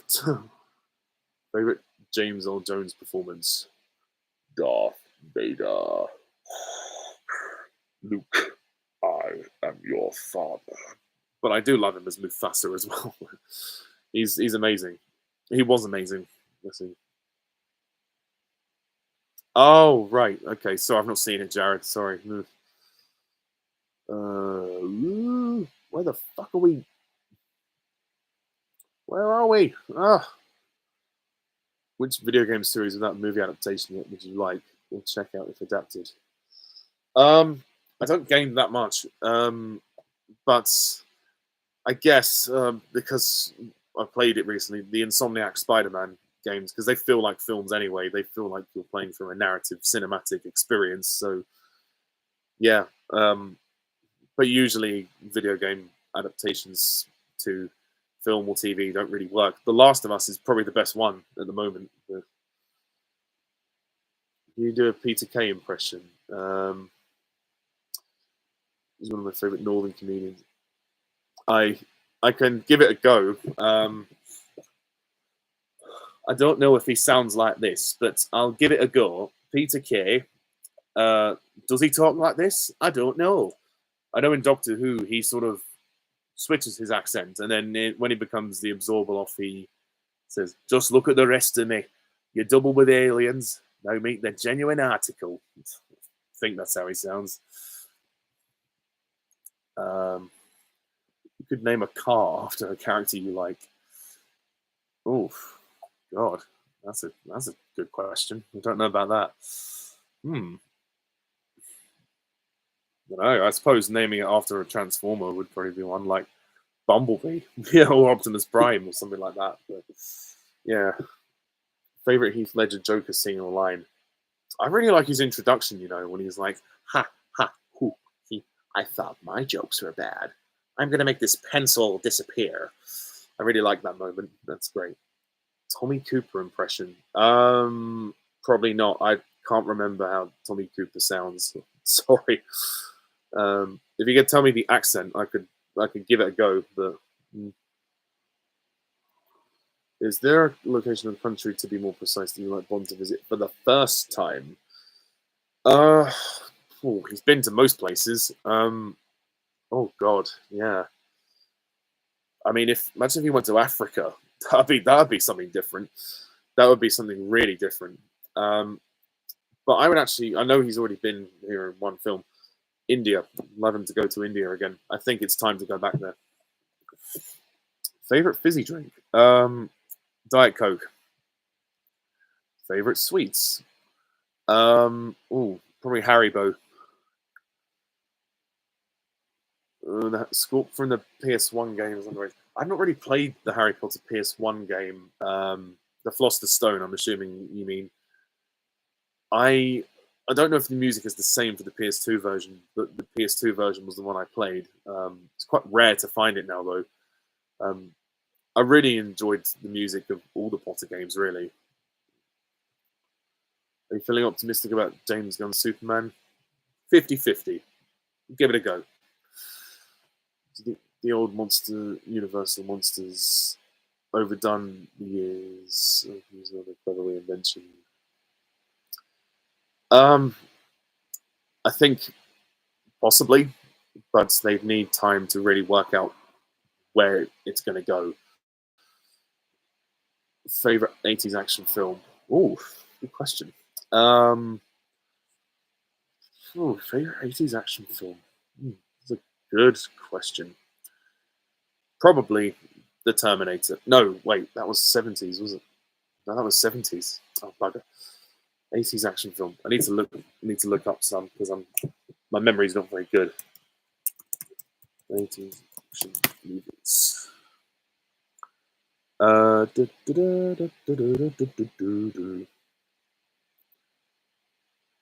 mean, Die Hard's a good choice. And well, yeah, I mean Indiana Jones, Raiders of the Lost Ark is another one up there. No, Terminator. Yeah, it was 84. I thought for a minute it was 74. No, it's 84.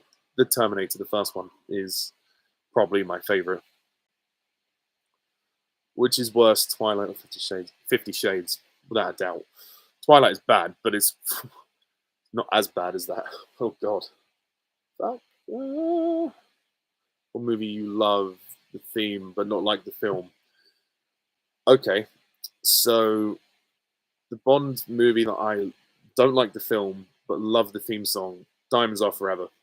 Don't like the film very much. Doesn't work for me, but the song is amazing. Um, and then the other way around, hate the song, love the movie. God.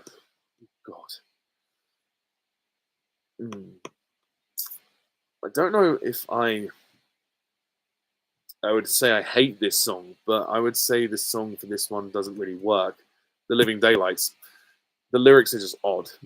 It's a catchy song. It's pretty good, but it doesn't feel like James Bond. It doesn't feel like it belongs with the movie. But I really love the film. So I hope that answers the question. Would you like fantasy genre like Middle Earth to make a comeback in 2030s? I'd give it a shot if it's done right. Biggest miscasting in Bond films, in your opinion? No,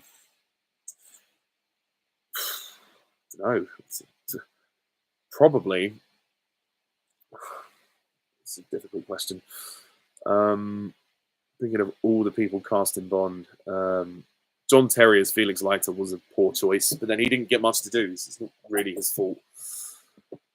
For now, I'll say him, but I can't think of anyone else.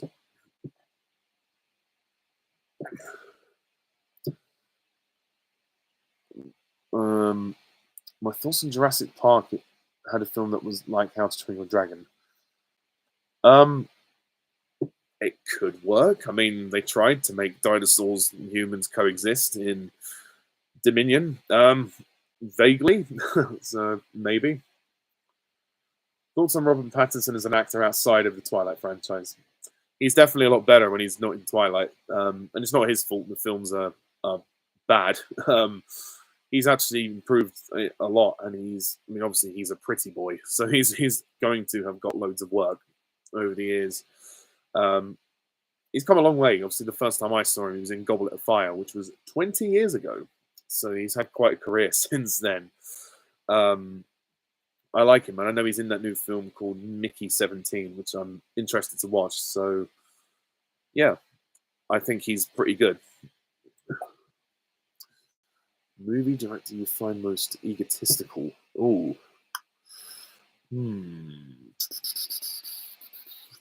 that's a good question. It's a very good question. I have to think about that. I don't know off the top of my head. I need to come back to that one. I can't think of anything. Do you tolerate dumb, fun action movies more than horror movies? Both the same. I give each of them a chance, but they're not my go-to films. I do like to have a film with a story and a narrative thread, and those kind of things like action and horror on top of that. Are there any? Oh, fuck's sake! Are there any actors you would recognise from their time in Doctor Who in different TV shows?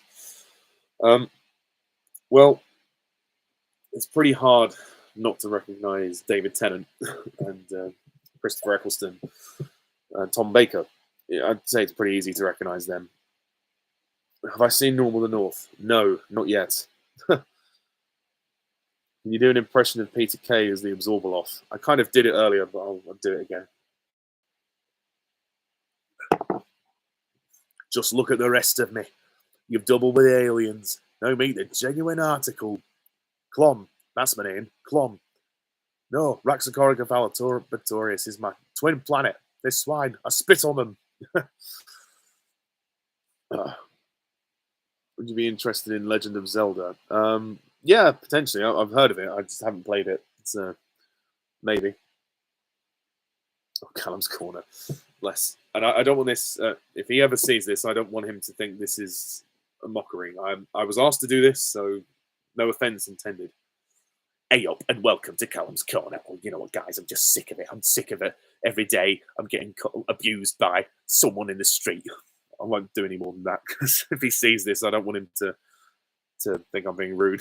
But bless that guy.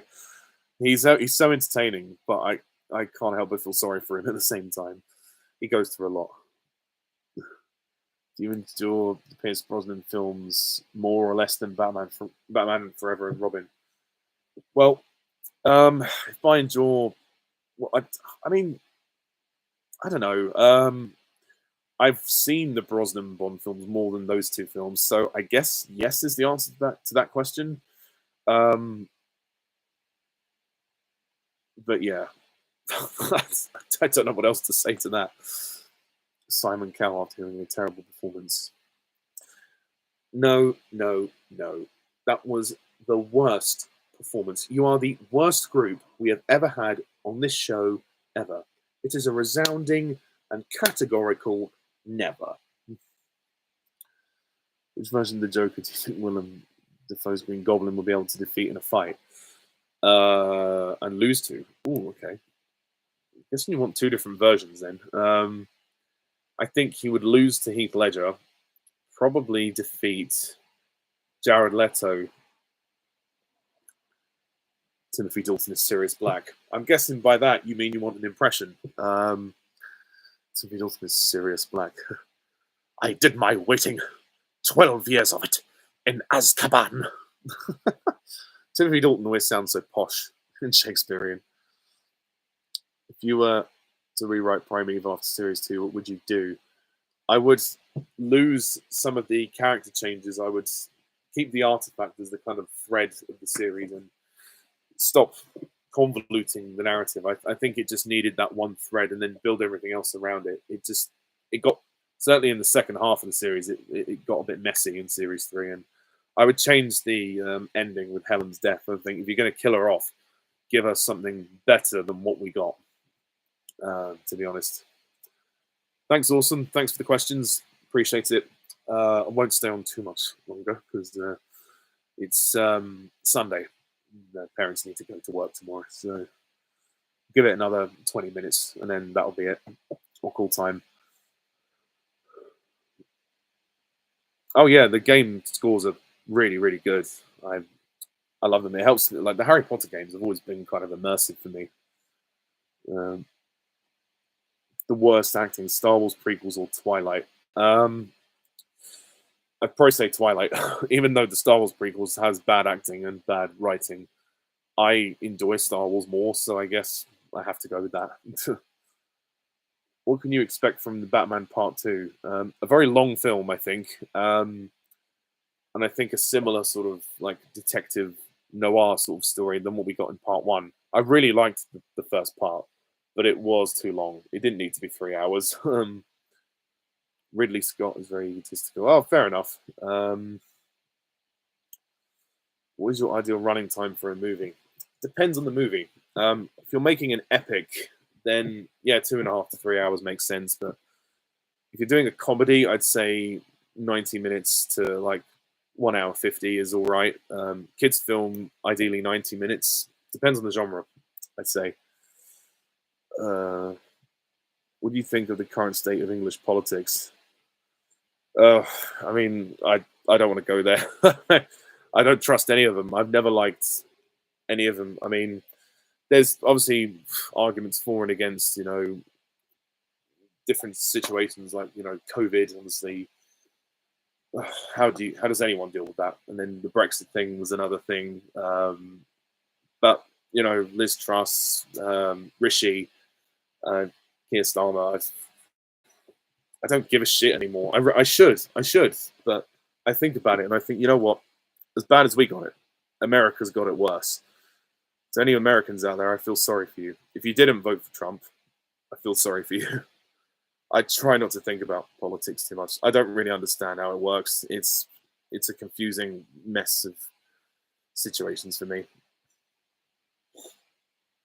Liam Neeson would have probably been good because he does have that booming voice, but we would have had an Irish Optimus Prime, which would have been quite funny. Thoughts on the Shrek 2 DVD extra Far Far Away Idol with Simon Cowell? I love it. But the only thing I don't like is when you choose an act that he doesn't like, he goes, "Nope, it's me, everyone." He throws away the sheet and then he stands up and sings. Obviously, it's not him singing, but someone else is singing for him, which I always found was kind of weird. But I like the extra. I like that they added that because Far Far Away is like Hollywood, so it was nice that they added that. What role would you want to see Timothy Dalton in back in the day or still today? My last interesting movie is my last question. Well, I liked him in Hot Fuzz a lot, so see him do more comedies would be kind of fun because he played a sort of sinister, dark yet charming character in Hot Fuzz. But yeah, it would be interesting to see him play maybe like a gangster because he's so posh and well spoken. It would be kind of cool to see him go a bit cockney and do a bit of like Phil Mitchell and all right. It'd be kind of fun to see him do that. But yeah. Could Sean Connery work in Die Another Day? Oh God. Yeah. So what did predators do when the sun goes down? They feast like there's no tomorrow, lash. Oh God. Imagine Halle Berry and Sean Connery. Oh God. That'd be fun. Would you see an R-rated Scooby-Doo movie? Rock yeah. Someone that mentions me bringing up Cola. Oh, okay. That's thanks, Dinobot. Thanks for letting me know. I'll bear that in mind. I mean, if she mentions you in the message, then that's cool. Do you think Sean Connery and Roger Moore were unfairly bashed? Yeah, I think so. There's always going to be a fair amount of unfair bashing. I mean, look at Craig. I mean, before he even started, he was like considered irrelevant for the part because he was blonde or something. And there's such a hate culture nowadays, which is so bad. But yeah, I mean, these actors, bless them, they take it in their stride. I mean, another example would be an actress called Laura Bailey, who plays the character of Abby in The Last of Us Part 2. And obviously, she's a controversial character for reasons which I won't say. And she took a lot of stick. People are cruel, man. People are really cruel. But these actors, some of them, I admire them. They got thick skins. But for nothing else, Connery and Moore, they did their best and they overcame their challenges. So there we are.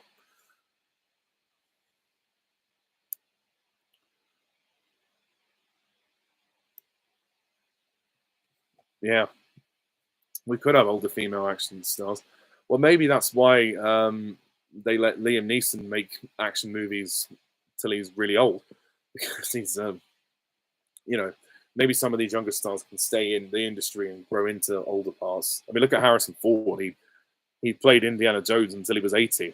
I mean, it was too old in my opinion, but there has to be a point where you go, this is too much. But yeah, if you were to write interesting characters that were, you know, not necessarily just in action movies, but in Hollywood, you can write parts for older people that are still going to be iconic.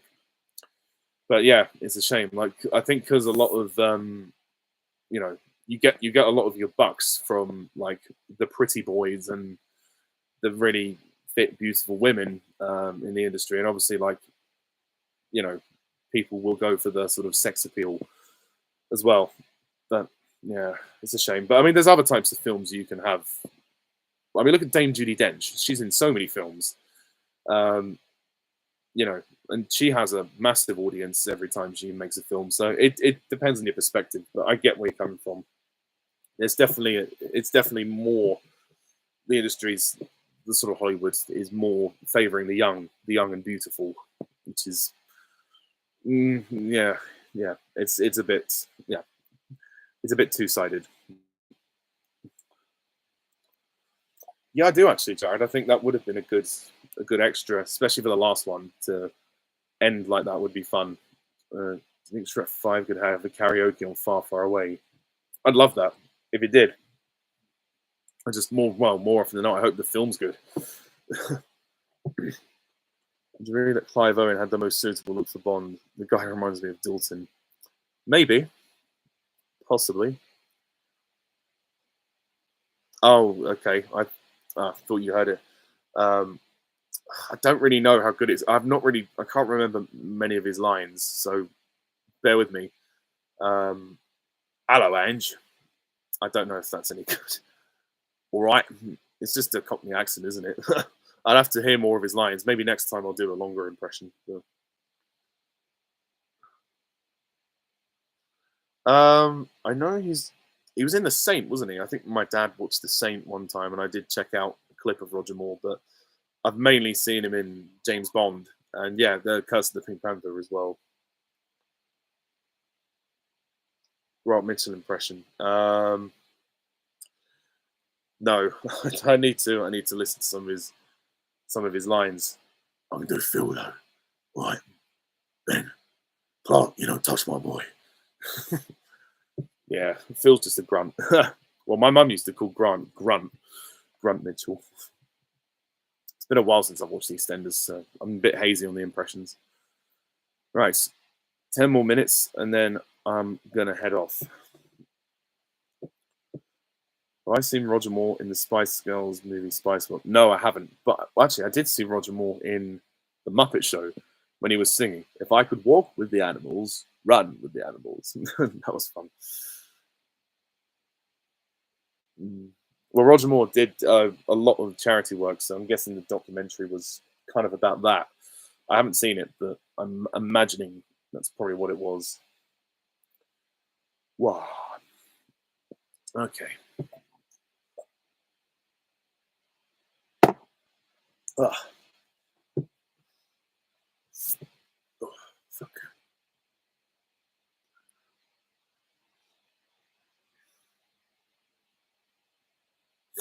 Ugh. Excuse me.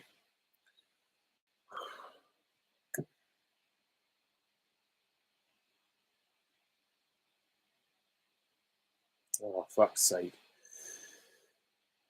Oh, fucking trolls band together. I'm sorry, I'm getting distracted. Oh, fucking. Ugh. Please boycott trolls band together, fan. Alex, fuck you in the arse, buddy. You're a fucking asshole. I'm seriously done with your shit. Sorry, we have a group chat with four other guys. Jared's a part of the group as well, and we're using it to monitor Alex and rant about Alex. And someone just posted, Stephen, just posted another image. Oh, it's pathetic, really. Anyway,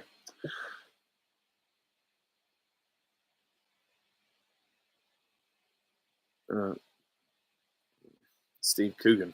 Yeah, Steve Coogan's quite a good impersonator. He's done a few James Bond impressions. Yeah. Oh fuck. Uh,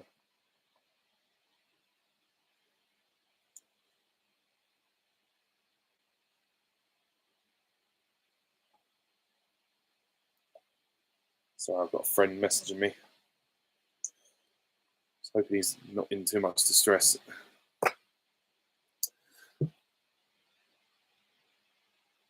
Oh well, Branch Troll, Alex, whatever. They might as well be the same fucking person. Yeah, Branch Troll's no better than Alex.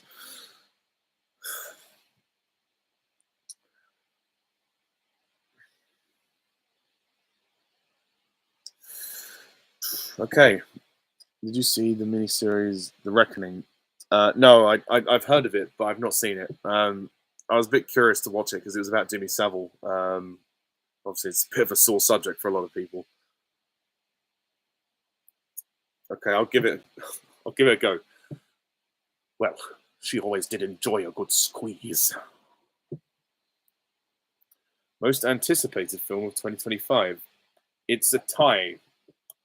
It's either it's not either. Sorry, it's Wicked for Good and Avatar: Fire and Ash. Yes, I'm an Avatar fan. Shoot me.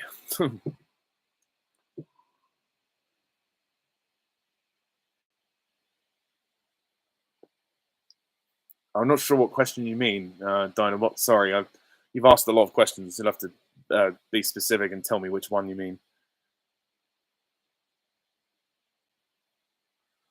All right, Trevor, I'll give it a go.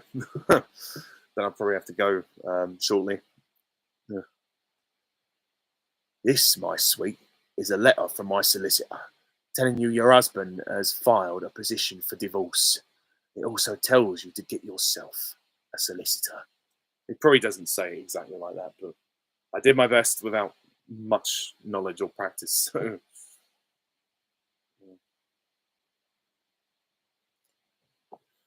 right. Okay. I think I may have to call it there. What What do you think in 10, 20 years from now will be the most looked back on with embarrassment about the 2010s and 2020s? I don't know. Well, in terms of the UK, potentially Brexit. Um, but other than that, I don't know. Happy Christmas, Ange. Right. On that note, I'm going to head. But thank you for joining the live stream.